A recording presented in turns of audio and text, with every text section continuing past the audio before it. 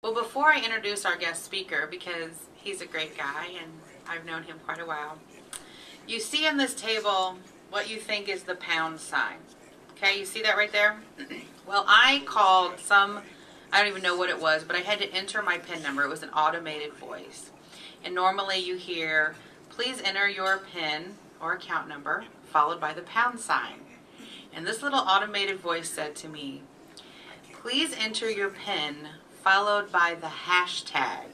And I was like, we are living in a Gus Wagner world. We have evolved. So for those of you that don't think that social media is for you, or Twitter or Facebook, you are definitely behind the times. And Gus Wagner with the Rocket Group is here to bring you up to the 21st century. So with that, Gus is the owner and CEO, president, chairman of the Rocket Group, and I know they do a lot of work for us at the Boys and Girls Club. He's very talented, very skilled, very involved in our community in getting all of us into the social media world. Gus.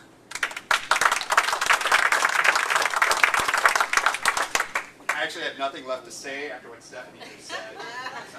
And I'm really glad I had the camera rolling there too to capture that testimonial. Thank you so much, Stephanie.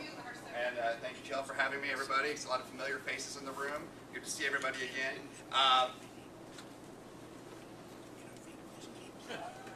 We tested this. We worked on this for an hour. I'll do it. You sure? Yeah. All right. And she serves as Vanna White. That's great. So, as Stephanie mentioned, I own the Rocket Group. We're a full-service marketing firm here in Jefferson City. As you see Jefferson City in the picture there. If you are Facebooking or tweeting, I know you guys are doing this, right, Mark Conway? Right now, during this event. You can find us at Rocket Group there, and mention us. Oh, I was too close to it, I guess. There we go. There we go. So who is this guy? Stephanie said some very kind things about me. I have been in the business world for 22 years. Before I owned my company, started the company in 2001. I was a sales and marketing manager for a couple different manufacturing firms. Worked all across the country doing that. 13 years ago, I started the Rocket Group because I got angry at the world one day. And then I also served 8 years in Missouri Synod as the chief of staff. I've always been involved in the community, whether it's political stuff, charitable stuff, civic stuff, whatever. Always involved in the area that I live in. And I am a 5-time certified social media strategist. And what all this means is I'm not trying to brag about all this stuff. What I'm trying to prove here is I've been on both sides of the desk. I've sold and been sold to. I've advocated, I've been advocated to. Persuaded, been persuaded. And it's a unique point of view when it comes to communications and marketing. It's a unique skill set, I think, when it comes to all this stuff, and especially with social media and online marketing, because the stuff changes so fast. The basic principles are always the same, but the tools are always changing. So we'll go from there. So what are we talking about today? We're going to talk about a business perspective, just a quick show of hands or applause or whatever you want to do. Who has a business Facebook page for your business? Couple. Good. Yeah, I think we do. I don't even know. I think you do. You do. I do. Do I? Yeah. I don't know how to use it. And for those of you who do not have a business page, we'll get you set up by the end of day one. 2, if you don't have a business that you work for, you're on business or Facebook for your personal profile, I got a little tip for you as well. We're going to talk about the hashtag or the pound sign or whatever you want to refer to it, just use it. We're going to talk about the local community here on social media, here in Jefferson City and the surrounding areas. And we're going to talk about a program I call Share That Like, which is going to be very appropriate for you all here in the Rotary. Shameless plug, and then questions and answers. We're going to move pretty quick. I only got like 15 slides. So I'm going to talk about reach real quick. On your business Facebook page, reach is how many people did my Facebook post reach? How many did it reach organically? I posted it at 12 o'clock noon that we've got a sale going on or event going on or whatever. And your administration functions show you exactly how many people saw that post. And if you manage your Facebook page, if you are privy to those administration stats, you've noticed one thing since around mid-December of 2013, and that's that reach has bottomed out. It has dramatically decreased. And that's because Facebook has changed the algorithm, the mathematical formula which powers Facebook, to generate more personal content in the newsfeed. The newsfeed is that whole front page of when you log into Facebook that you scroll through twice and then go on to something else. That's your newsfeed. 99% of interaction in Facebook takes place within your newsfeed. If somebody likes your page, they're never ever going to go back to your page again. All the interaction is going to be done through the newsfeed. Think about how you use Facebook. You're looking at it on your phone, you're scrolling, you're looking at your desktop, you're scrolling. That's how everybody does it. You don't go to the individual pages for the most part. So your reach has fallen, and you've probably gotten frustrated with it, and you're trying to figure out what I'm doing wrong, and it might be keeping you up at night. It keeps me up at night. But I don't sleep too well anyway. So what's happened is they've adjusted this algorithm. This is a study that was published by Ogilvy about 2 weeks ago. Ogilvy is a big, world-renowned advertising firm. You've seen their work. Statistically, last fall, on the average, business Facebook pages were reaching about 12% of their audience. If you had 100 fans on your Facebook page, on the average, every post was reaching 12 of those fans.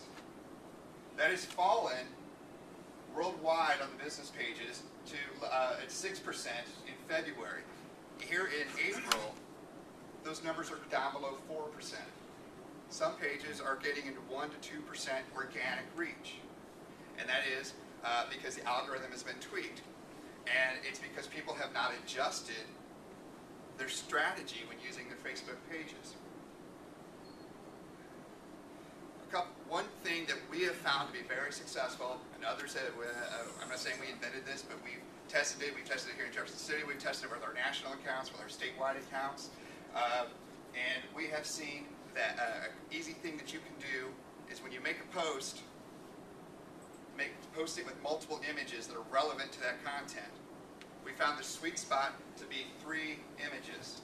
To put 3 photos with that content. So if you make a post about the Rotary car drive, or the car raffle, post it with a picture of the outside of the car, maybe the inside of the car, maybe one of your members sitting inside the car. Something like that, some valuable content that tells the story of the post.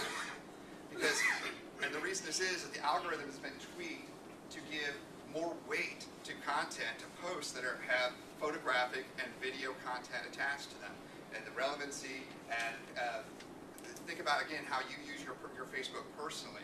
When you're scrolling through, what are you stopping at? Oh, there's a picture of a dog. Oh, there's a picture of somebody's kid.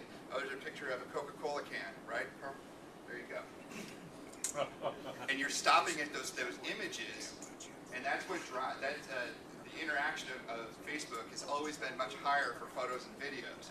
So they've weighted it higher for content that contains relevant and entertaining and photos and videos. Now, just like I say that, just last night they tweaked the algorithm and did a press release about this. That if you are posting up stuff that is not relevant, that is spam. We all know the Facebook spam, the quizzes, the well, you know it when you see it. They dramatically are punishing posts and content that are considered spam. Okay, so make sure that your content is relevant to your message, relevant to your brand, and consistent with the other types of content that you're posting out there all the time. Okay. So, does anybody have a question about the reach? Why their reach has fallen, and what they can do about it? Everybody has seen this on your business pages? What happens when you boost your post? When you boost, first off, never boost your post. Second off, it does reach your fans. You will get more, but you're going to pay a minimum of $5 for your post to be boosted. Okay, two rules of thumb on the boosting. One, when you boost a post, it goes to your fans, the people who've liked your page, but it also organically goes to the friends of the fans that have liked your page. And 90% of those people, and I know a lot of folks in this room, a lot of those fans, those friends of fans are scattered. They're in Guam, they're in Chicago, they're all over the world. And they can't do business with you. They might like Coca-Cola, but they can't buy Coca-Cola that's distributed by Jefferson City Coca-Cola. They might like telecommunications, but they can't do it with the Missouri Telecommunications Association. Okay? Yes? So how many times do you recommend somebody post per day? Since it does show up in your news feed, you know, it's there and then it's gone within. Right. The average life of a Facebook post is roughly about 50 minutes, 50 minutes. content, the length of time that your fans are spending online. If you thought your Facebook post was going to be, it is going to be there for all time, but if they don't see it in the news feed, nobody's ever going to see it. Okay, so I'm sorry, what was the question again? So how many times How many per day times? should How many you times? post? We've tested on our local accounts and our statewide client accounts that we manage. We've gone between 3 to 5 is finding a sweet spot. Now, the most important part about that is you want to pay attention to when your fans are online, which is all through your analytics, your Facebook Insights, excuse me. And there's a chart in there that shows you exactly when your fans are online. For here in the Midwest, we are finding greater organic reach and greater interaction with content that is posted after 8 p.m. at night.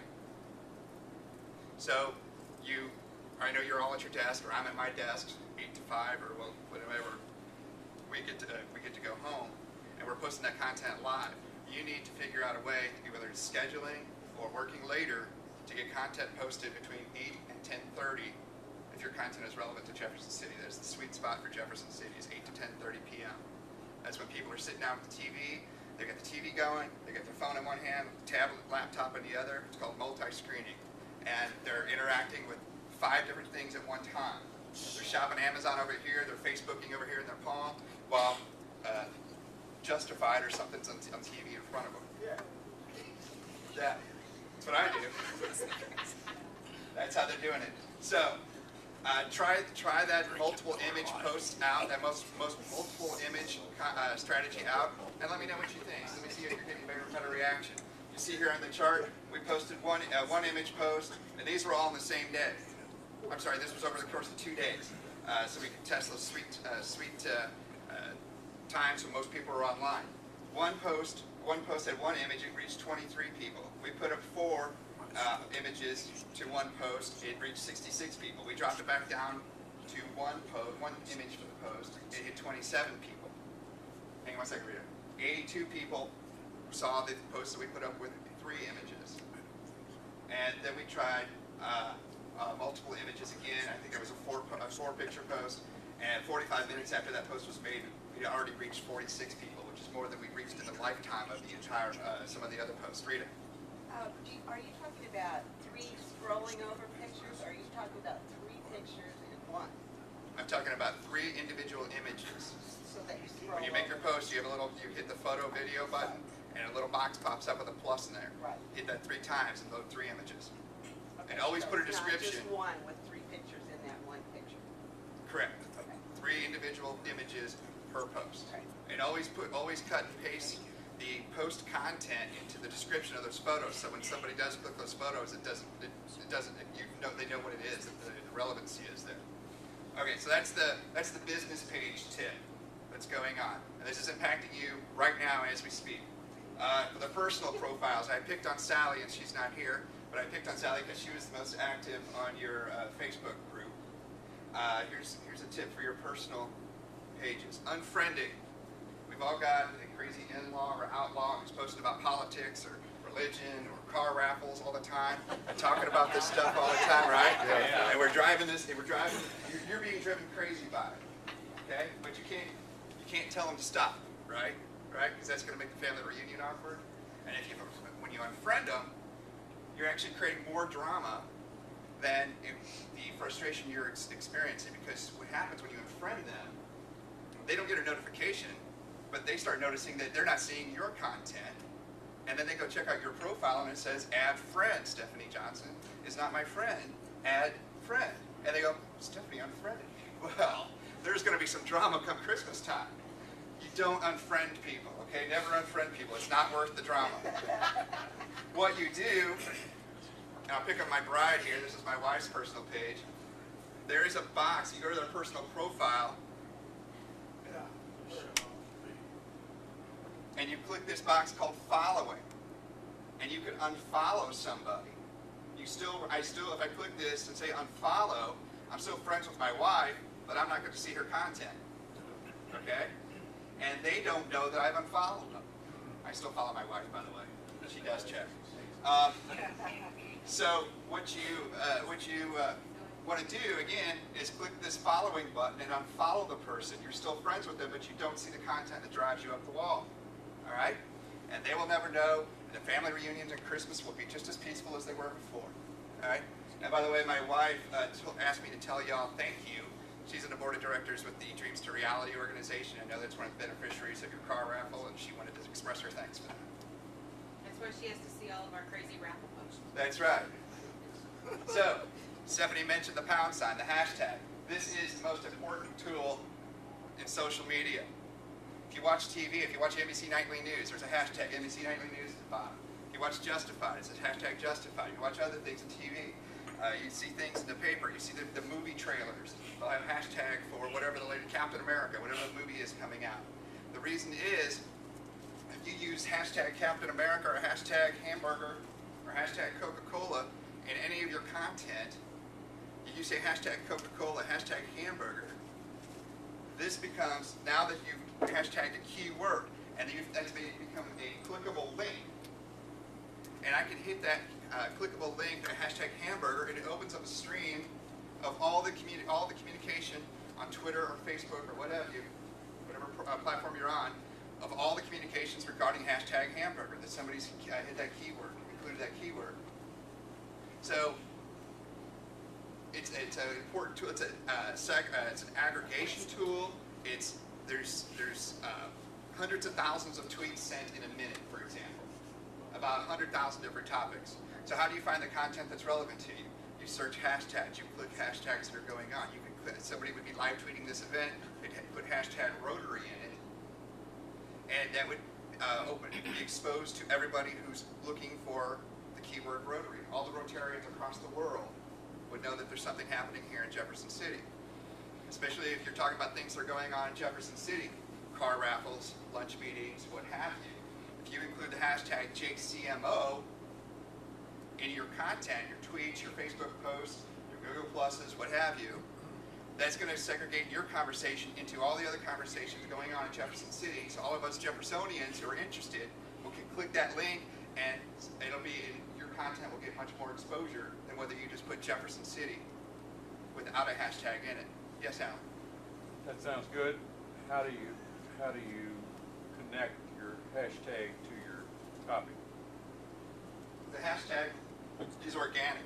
If I put this hashtag in front of the word Rotary, hashtag Rotary, with no space, it's a single word, hashtag R-O-T-A-R-Y, right? All right. I still can spell. I can work without spell check. That's you've already done it. You've done all the work. Now, if you've got something you want to say, hashtag, you would never do this because it's too long, but hashtag Jefferson City West Rotary, you would write that a 4-word sentence without spaces, so it all becomes one long stream of letters with that hashtag, and then that becomes the clickable link. So if it's multiple words, words with numbers, no punctuation marks, it's very bad grammar, but it's a very powerful tool, the most powerful tool in social media to find relevant conversations to what you're looking for. So if you put it in your post, hashtag JCMO, does it become a link? So if I click it, then I just see everything that anybody said about JCMO? That's exactly it. And if anybody... I'm sorry, not just what you said, what everybody said. But then also because I put JCMO in my Facebook post, when somebody else clicks hashtag JCMO, they're going to see what I said. Correct. Whether it's personal, whether we're running your privacy settings, I'm wide open, so anybody in the world can see anything I hashtag on any of my content. Okay? Clear as mud? Just try to remember, if you want to be a part of a larger conversation, whether it's Jefferson City or hamburgers or Coca-Cola or what have you, hashtag that keyword. Do you have to have a Twitter account for that to work? You do not have to have a Twitter account. It works on Facebook, it works on Google+, it works on many of the other platforms, but it originated on Twitter. That's why it's associated with Twitter. I have one other question. Yes. Why is it called a hashtag and not a pound sign? Because pound sign just sounds silly. I don't know. Oh, yeah. The guy, well, it's always been referred to as a hashtag, because it's hash mark. It's probably before they co-opted the hashtag for a pound, but it became the pound sign over the course of time. You have to talk to Mr. Gutenberg about that at next week's meeting. Thank you, friends of movable type.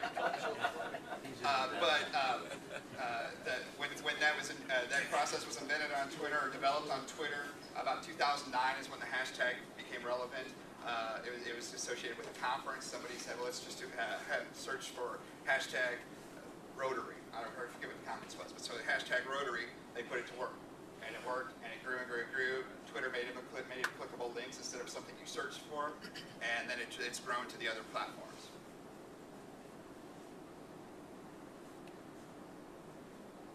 All right, so let's look at the audiences here. In Jefferson City on Facebook, there are actually more people who claim Jefferson City as their home on Facebook than claim Jefferson City as their home on the census. Okay?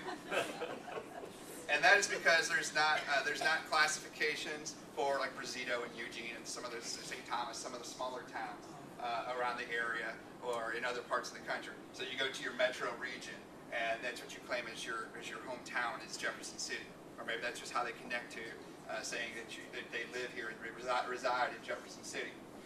This is all voluntary information, by the way. It's information that people have submitted when they filled out their Facebook profile, and it's not a required form that you put in your age and your location and all that type of information. It's all voluntary for the user to do that.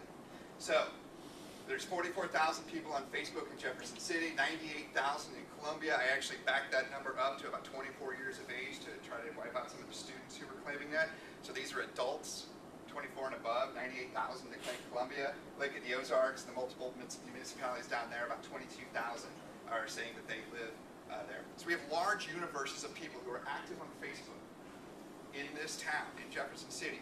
And if you want to do business and you want to communicate on social media in Jefferson City, it has to be on Facebook. It's a large body of water with a lot of fish in it, and that are spending large amounts of time on Facebook here in this community. There are many other platforms out there available, but Facebook is the pool, the deep pool of prospects and potential audiences here in Jefferson City. By comparison, in the mid-Missouri region, we've got about 26,000, 27,000 folks on Twitter, and about 78,000 people on LinkedIn. And those 78,000 people set up their LinkedIn profiles and probably never went back to them because that's what we all do. It's the easy thing to do with LinkedIn. Gus, what's the Yes. asterisk on the Twitter number? The asterisk number is Twitter does not actually share their counts, their audience counts, but Pew Research has extrapolated out that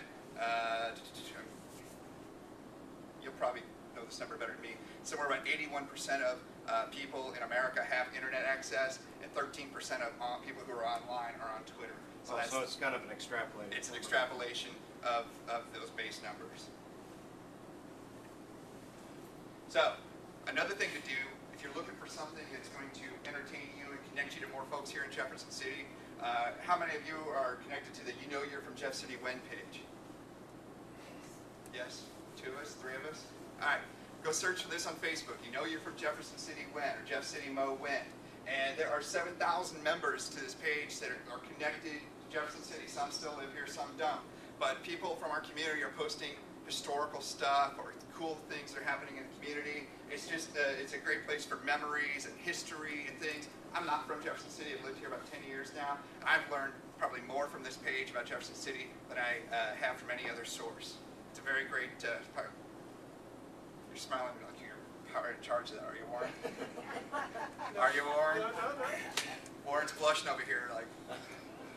But anyway, this is a great resource, and I'd suggest you all get connected with it. It's going to make your Facebook experience here in Jefferson City much more enjoyable, and you'll meet 7,000 new friends, possibly. All right, what's the most powerful action on Facebook?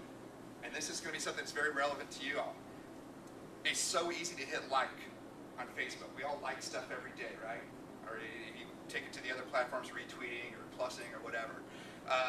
This is all the thought I'm putting into liking something on Facebook, right? Everybody put your finger in the air and put it down on the table. That's all the power it took you to like something, all right? A like it's synonymous with Facebook. It's cool. I'm not knocking it, but it's not the most powerful thing. It's actually about the least powerful thing you can do. Sharing that button, that word is right next to the like button. The same link. If you take content, if I see the Rotary post about the car raffle, I hit that share button, and it opens up a window where I can put my pithy comments, or my supportive comments, or my, can you believe these guys are giving away a car comments. And it implies an endorsement of me, of whatever content I'm sharing. And then that goes out to my friends, my audience. Now, me as a part of your audience, you reached my first level of audience. I'm the first level of audience. If I share that content, now you've reached the second level of audience. And in social media communication, social media marketing, that is the goal, to reach the audience of audiences of audiences. You create a ripple effect. You hear the word viral tossed around a lot, viral videos and such. There's no such thing as viral. It's because somebody found something interesting, and they shared it, and it shared, got shared, and it got shared, it got shared. That's how it works. That's how it's supposed to work. So hitting the share button, share then like, is the most powerful action. Here's the algorithm again. I need you guys to know there was going to be math. Share is more powerful than a check-in, which is greater than a comment, which is greater than a like, which is greater than only nothing at all. Am I out of time? Okay. All right. Shameless plug. There's flyers in the back there. This was about a 20-minute presentation. Over the course of April, May, and June, we're going to have 6 different classrooms and then about 12 hours of content presentations on social media education for business use, mostly on the various topics. There are flyers back there in the back. JeffCitySocialMedia.com is the registration and information page. Yes, I know I'm playing Hakuna Matata with my hashtag. You get a lot of mileage out of that hashtag. I do. I usually tell people it's my grandpa's hashtag. It's been handed down to me. It came from Pier 1. Anyway, the 2 most powerful words in social media are thank you. Thank you, Rotary West, for having me today. I'll be around for more questions and answers afterwards. And see, that was right there at the end. Questions? Guys, thank you. Very good. Very good. Thank you, Stephanie. All right. Anything else before we adjourn today? Don't forget these nominations. Is someone going to pick them up off the tables?